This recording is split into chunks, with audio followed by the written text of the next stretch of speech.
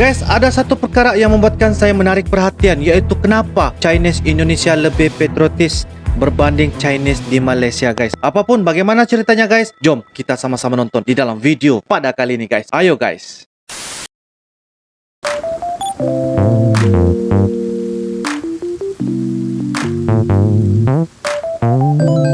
Halo guys, Assalamualaikum warahmatullahi wabarakatuh dan salam sejahtera. Welcome back to my YouTube channel, guys. Terima kasih kepada anda yang sudah klik ini video. Kepada anda yang baru saja berada di dalam channel ini, saya ucapkan selamat datang, terima kasih dan selamat bergabung. Kepada anda yang sudah subscribe di dalam channel ini, kepada kalian, kepada teman-teman semua yang tengah menonton ini, Uncle mendoakan supaya anda berada di dalam kondisi sehat walafiat. Oke guys, pada kali ini topik yang akan kita bincangkan, yang kita bahas, yang kita react pada kali ini, guys, yaitu dengan judulnya kenapa Chinese Indonesia lebih patriotis berbanding Chinese Malaysia, guys. Dan ini merupakan daripada channel yaitu Drama Politikus, guys. So guys, jangan lupa berikan sokongan kalian, dukungan dengan cara like, comment, share dan juga subscribe, disebabkan di dalam channel ini banyak mengetengahkan tentang politik, cerita-cerita info dan sebagainya untuk kita sama-sama tambahkan pengetahuan. Oke guys, kenapa? Kenapa Chinese Indonesia lebih patriotis? Kalau kita nampak Chinese di Indonesia, jadi dalam video pada kali ini, guys, ia akan menceritakan perbedaannya. Sangat-sangat penasaran, guys. Tanpa membasa-basi, ayo kita sama-sama nonton di dalam video pada kali ini, guys. Jom guys. Oke guys, dengan kiraan 3, 2 dan 1, guys. Bicara soal perayaan keagamaan dan kaum, Malaysia dan Indonesia mempunyai banyak persamaan. Betul. Antaranya perayaan Tahun Baru Cina ataupun perayaan Imlek. Tahun Baru Cina, betul. Namun yang membezakan antara Cina di Malaysia dengan kaum Tionghoa di Indonesia, apa yang membezakan, guys? Penguasaan bahasa rasmi atau dalam bahasa Malaysia dipanggil bahasa kebangsaan. Bahasa kebangsaan. Ini menimbulkan banyak pertanyaan di kalangan orang Malaysia mengenai rahsia sukses Indonesia melakukan asimilasi antara penduduk. Wow, rahsia sukses Indonesia melakukan asimilasi, guys, Bagai kaum. Tidak jarang yang menjadikan Indonesia, khususnya kaum Tionghoa di sana, sebagai contoh keturunan Cina atau Tionghoa yang cintakan negara dan tidak bersikap rasis. Nama saya Johnny Matius, tapi saya biasa dipanggil Johnny Lim. Saya dari veteran marinir dari Kesatuan Taifib. TNI, guys, berketurunan Tionghoa. Wow, aku Tionghoa, tumpah darahku Indonesia, guys. Saya keturunan Tionghoa, tapi tumpah darah saya Indonesia. Tumpah darahnya Indonesia, Kalau guys. mengikut statistik, di ASEAN, negara yang mempunyai warga negara berketurunan Cina terbesar adalah Indonesia. Wow, Dengan Tionghoa Indonesia nomor 1 di ASEAN. 7.6 juta. Di tempat kedua adalah Thailand dengan 7.2 juta.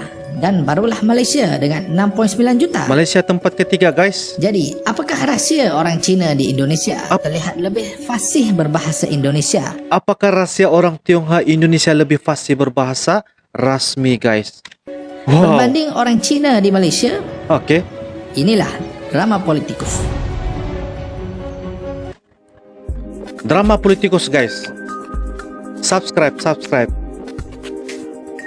Wow, saya sangat teruja, guys, ya, melihat bagaimana keturunan Tionghoa di Indonesia. Wow, sangat fasih menggunakan bahasa rasmi, bahasa kebangsaan, bahasa Indonesia. Sebenarnya persoalan bahasa bukan sekadar percakapan. Bukan sekadar Ia adalah percakapan. inti kepada persoalan besar pembinaan peradaban atau ketamadunan sesebuah negara. Betul. Seorang Chinese di Indonesia bisa berbahasa Indonesia bukan sahaja menunjukkan kesatuan dengan warga negara kaum lain. Ia juga menimbulkan semangat patriotisme. Sudah pasti bukanlah kami bermaksud warga negara yang tidak cekap berbahasa rasmi atau bahasa kebangsaan itu tidak bersikap patriotik. Bukan. Tapi ia merangsang pembentukan jiwa negara bangsa yang lebih solid.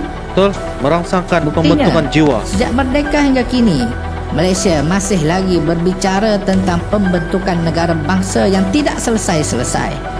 Padahal sudah hampir lebih 70 tahun meh. Wah, Sedangkan di Indonesia persoalan ini sudah selesai.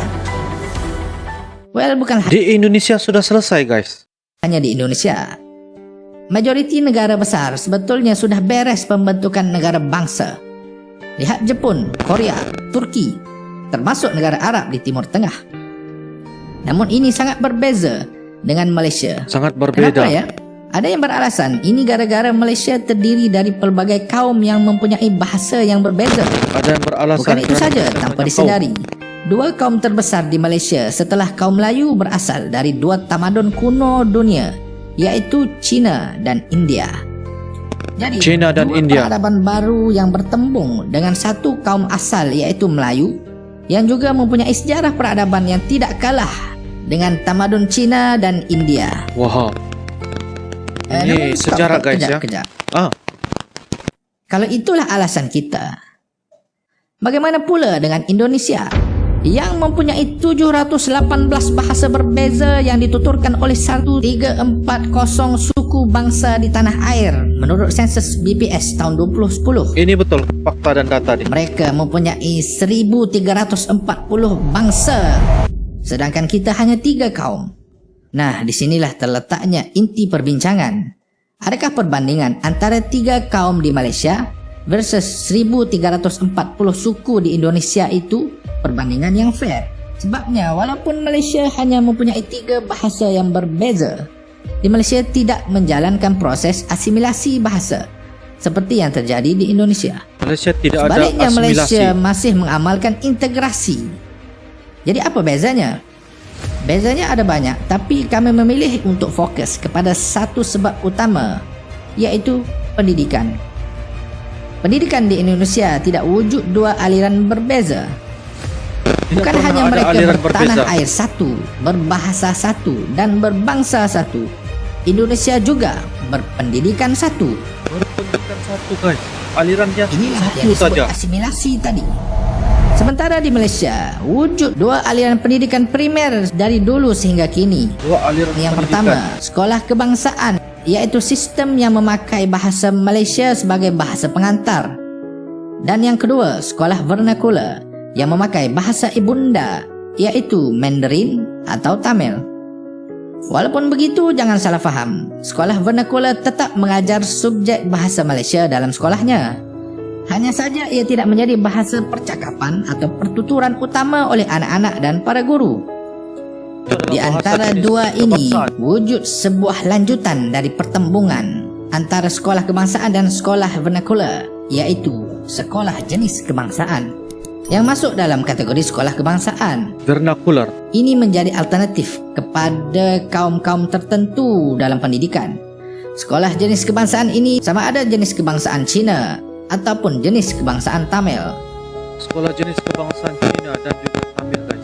Sungguh pun begitu. Persoalannya adalah, adakah semua warga negara di Malaysia, terutama yang berbangsa Cina, fasih berbahasa Malaysia? Kajian dari Fakulti Pendidikan Universiti Putra Malaysia UPM terhadap 414 pelajar sekolah jenis kebangsaan Cina di Kuantan mendapati hanya 55.7% masih tidak fasih berbahasa Melayu. 55% tidak bisa bahasa Walhal Melayu. berdasarkan Perlembagaan Bahasa 152, bahasa Malaysia adalah bahasa rasmi, manakala Akta 1963 dan 1967 mengangkat bahasa Melayu sebagai bahasa kebangsaan. Ini bermakna bahasa Malaysia bukan untuk bangsa Melayu sahaja, sebaliknya untuk sebuah bangsa Malaysia. Kalau di sekolah jenis kebangsaan pun tahap kemahiran bertutur bahasa Malaysia kurang dari 50%, apakah mungkin peratus ini meningkat ketika di universiti dan ketika di alam pekerjaan nanti? Itu yang bikin risau, Tidak guys. heran isu pendidikan dan sekolah sering menjadi modal politik di Malaysia. Sama ada pihak yang menentang seperti sebahagian parti-parti berasaskan Melayu, atau ada pihak yang menyokongnya seperti parti-parti kaum Cina di Malaysia. Sampai ke sudah, Malaysia tidak akan pernah maju jika hal ini sering menjadi permainan para politikus untuk mendapatkan kuasa. Wah. Yang menjadi eksperimen dan uji kaji dan diberikan harapan palsu adalah rakyat dan generasi-generasi baru yang akan mendiami Malaysia. 10 tahun, 50 tahun, dan 100 tahun ke hadapan. Betul. Sebagai penutup, kemajuan sesebuah negara bergantung kepada jiwa sesebuah negara untuk dipersembahkan kepada dunia. Betul, admin. Dan jiwa sesebuah negara ditentukan oleh jiwa sesebuah bangsa. Bangsa di sini bukanlah bangsa yang terpisah oleh sekat-sekat bahasa ataupun ras, tetapi bangsa Malaysia atau bangsa Indonesia. Bangsa sesebuah negara, negara bangsa. Oke guys, demikianlah sebentar tadi video terbitan daripada channel Drama Politikus, di mana kita dapat saksikan bagaimana Chinese Indonesia lebih patriotis berbanding Chinese di Malaysia guys. Dan kita dapat saksikan kedudukan keturunan Tionghoa yang berada di Indonesia nomor 1 di Asia Tenggara, dan tempat kedua adalah daripada negara Thailand, dan Malaysia adalah tempat yang ketiga guys. Dan kita dapat saksikan bahawa perbedaan ya Chinese di Indonesia dengan Chinese di Malaysia memang sangat-sangat berbeda guys.